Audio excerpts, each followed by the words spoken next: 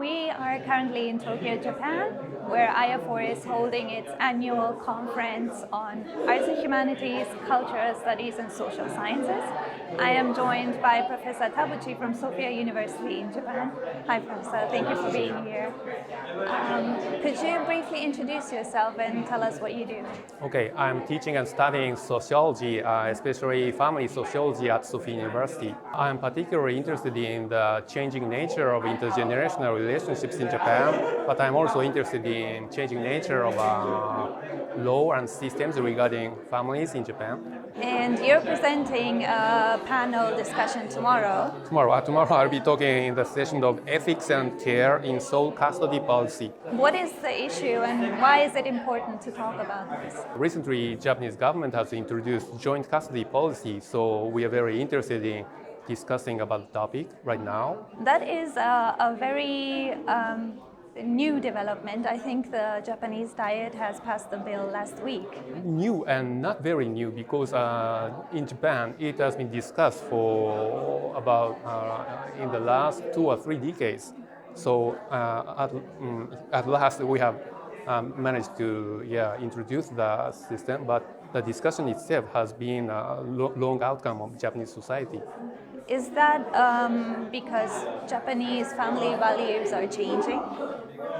Okay, it's very difficult to say because some aspects, some areas of family values are rapidly changing, but other areas are not. For example, the percentage of those who resist the idea of having children out of wedlock is relatively high, still high in Japan. So some areas of families are not changing very much. You're saying that family values are changing, but the family policy, so the state structure, is not following the change.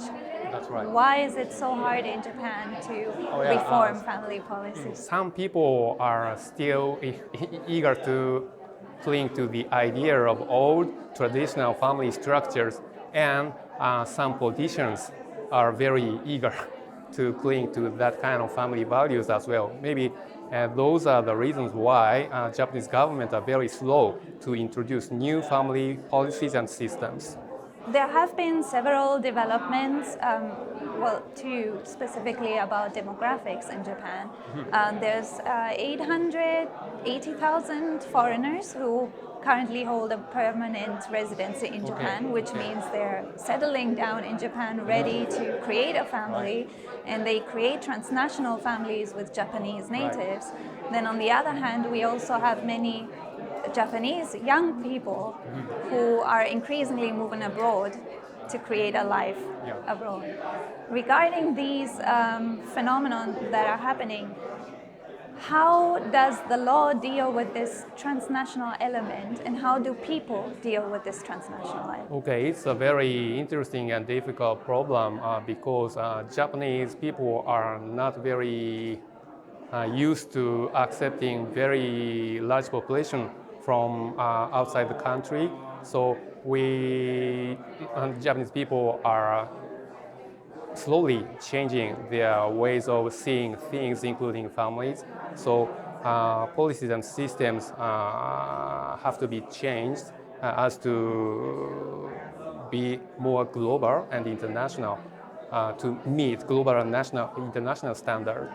Regarding this communication between the foreign and the native Japanese, what can Japan learn from other countries? There are many different types of other countries. I particularly am interested in learning from other East Asian countries. As for the joint custody system, Taiwan and South Korea have introduced joint custody system ahead of Japan, but both of those countries are changing very slowly, I suppose. So we have a lot to learn from those countries which have adopted joint custody system ahead of us. What are your future outlooks, and do you have any concern about the future of families in Japan? Thank you. I am very concerned about the same-sex marriage in Japan.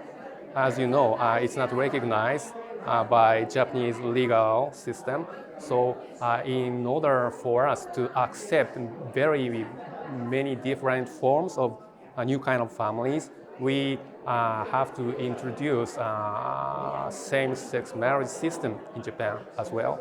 Do you see that the Japanese are becoming more accepting of those things? I believe that younger generations are more and more accepting new kinds of family forms and values, but maybe including me, older generations are not. So that may be the difficult problem in Japan to adapt to new standard, new family systems.